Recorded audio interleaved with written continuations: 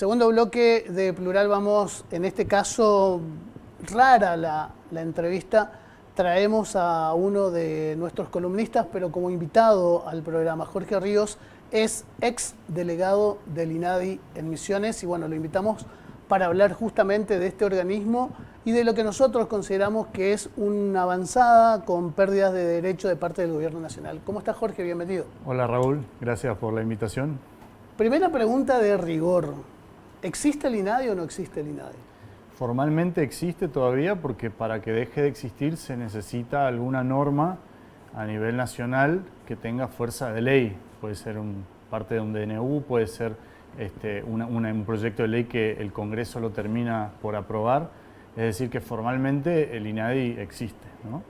Y digo formalmente porque, bueno, de hecho, claramente están avanzando con lo que anunciaron, ¿no?, en su momento, que es justamente el cierre de hecho, si se quiere, ¿no?, del organismo y de sus políticas. Si bien todavía se están procesando denuncias, al menos eso es lo que me informan, ¿no? Es verdad que no se están haciendo otras actividades que de hecho eran en la gestión anterior el fuerte, ¿no?, del organismo y también a lo largo de la historia del organismo, que tiene que ver con la prevención, justamente tratar de que no se discrimine. Es una misión ambiciosa porque tiene que ver con intervenir en el sentido común, intervenir en las prácticas sociales, ¿no?, en las creencias, en los prejuicios, en los estereotipos.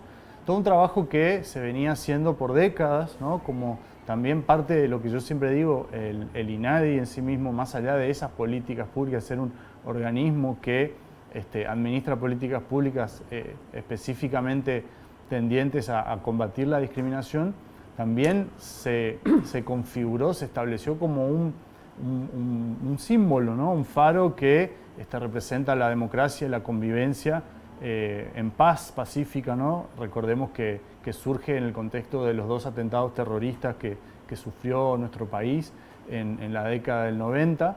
Entonces venía siendo eso, ¿no?, justamente un símbolo de convivencia democrática, no solamente de lucha contra la discriminación. Jorge, solamente para poner en circunstancia, estuviste 10 meses al frente del INADI acá en Misiones. 11 meses. 11 meses. En esos 11 meses, ¿cuáles fueron los temas más importantes que abordaste?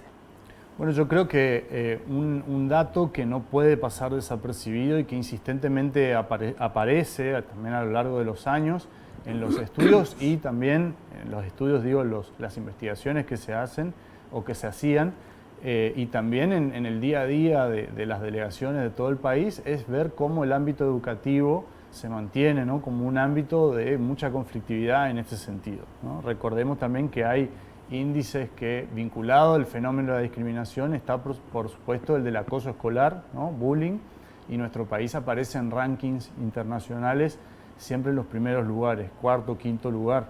Entonces, ver de nuevo, si bien suena cliché, ¿no?, decir la escuela es una caja de resonancia de lo que pasa en la sociedad, en este caso, de hecho, es real, porque además uno termina verificando que las razones por las que los propios chicos, chicas, ejercen violencia simbólica o incluso física, son las mismas razones, los mismos prejuicios y de fondo están los mismos estereotipos que son los que operan en el mundo adulto, por decirlo de alguna manera, ¿no?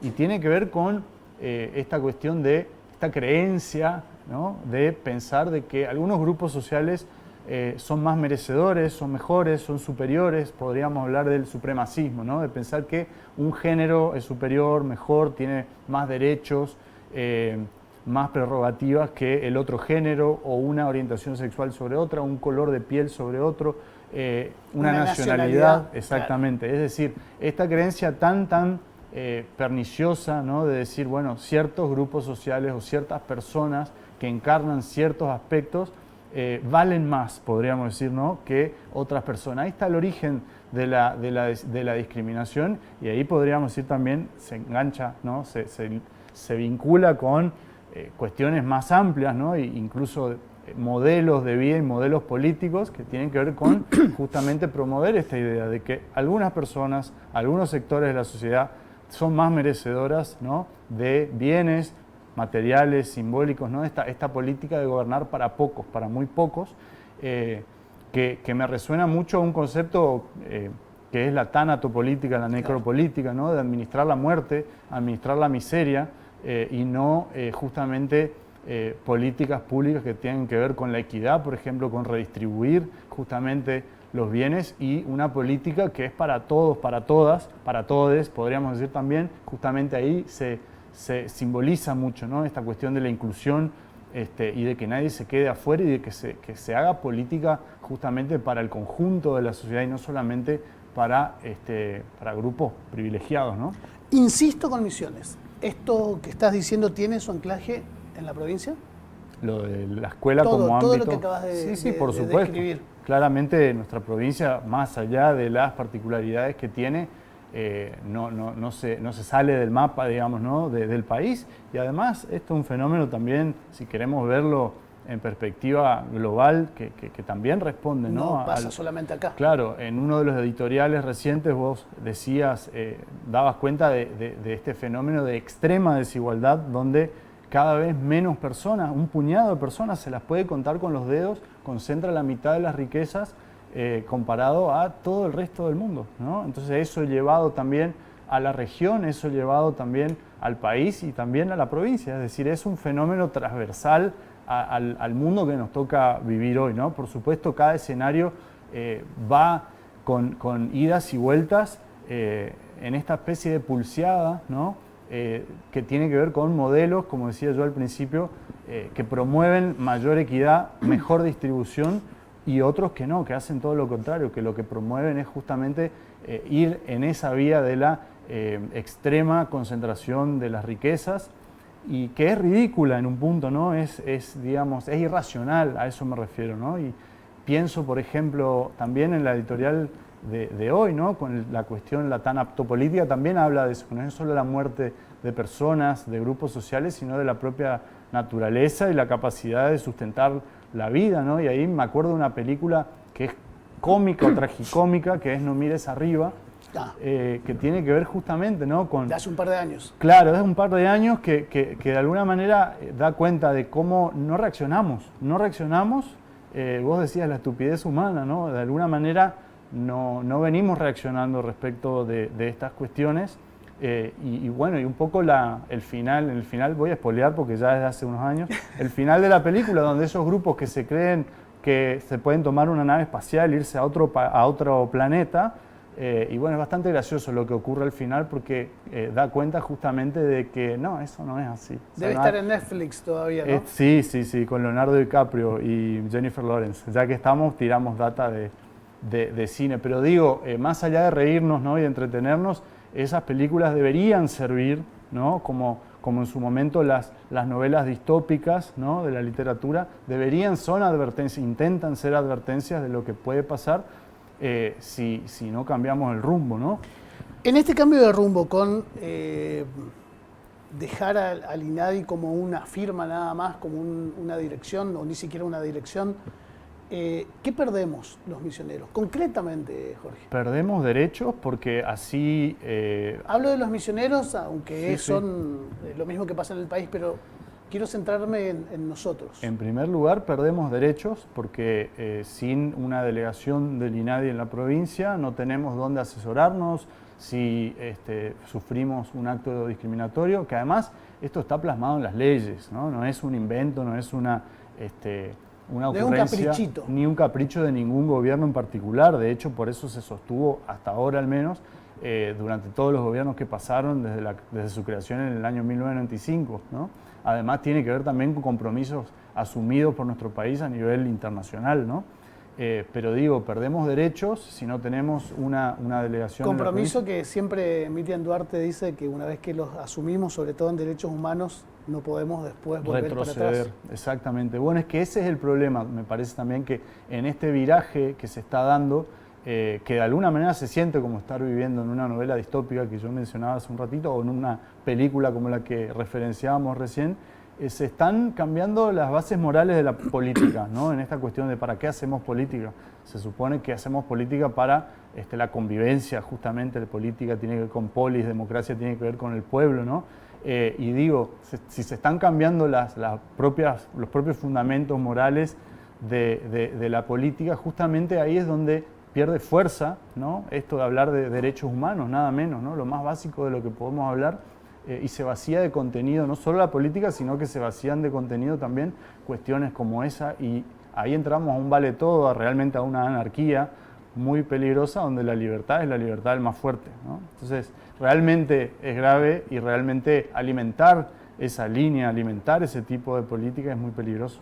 ¿Qué hace hoy hablabas del ámbito educativo, qué hace hoy un padre que tiene sus hijos en la escuela que están sufriendo bullying, por ejemplo? Bueno, todavía existe, ¿no? El INADI, digamos, pueden llamar al 168, entiendo que la oficina acá de Misiones todavía existe, pero justamente eso es lo que se está perdiendo, ¿no? Entonces, hoy en día... Pero existe discúlpame porque desconozco, existe una oficina que tiene 2 personas, 3, 6 ahí adentro, con capacidad de dar respuesta, o una persona que están cumpliendo... Bueno, sí, están cumpliendo como una especie horario de trabajo. Claro, sí, de piloto automático, donde lo que se hace es procesar lo mínimo y necesario, ¿no? Es decir, perdió ese espíritu y esa fuerza justamente como organismo que realmente puede, ¿no?, abordar la problemática. Entonces, hoy en día un padre que tiene hijos... Pero puede abordar la problemática, no lo pueden ningunear, digamos. Exacto, más allá de que salgan a decir que no servía para nada, ¿no? Claramente justamente vale todo de decir cualquier cosa, pero bueno, para eso están las estadísticas, para eso están los números, para eso están las investigaciones, ¿no? Digo, pero sí, nos vamos quedando sin derechos, nos vamos quedando sin herramientas, y son problemáticas que alguien las tiene que asumir, ¿no?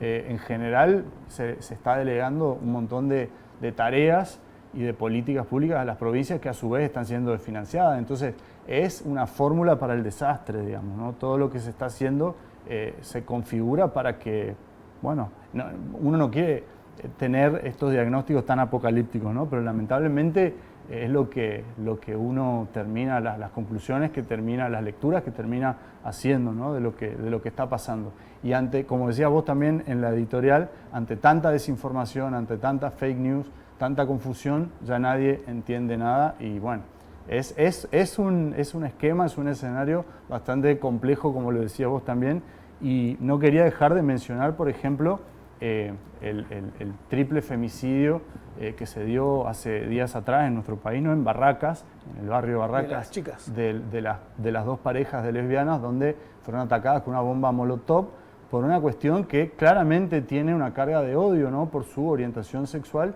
y no podemos tampoco dejar de dar cuenta de que fue días después de que Nicolás Márquez, el biógrafo del actual presidente, y muy cercano, ¿no?, a este gobierno nacional,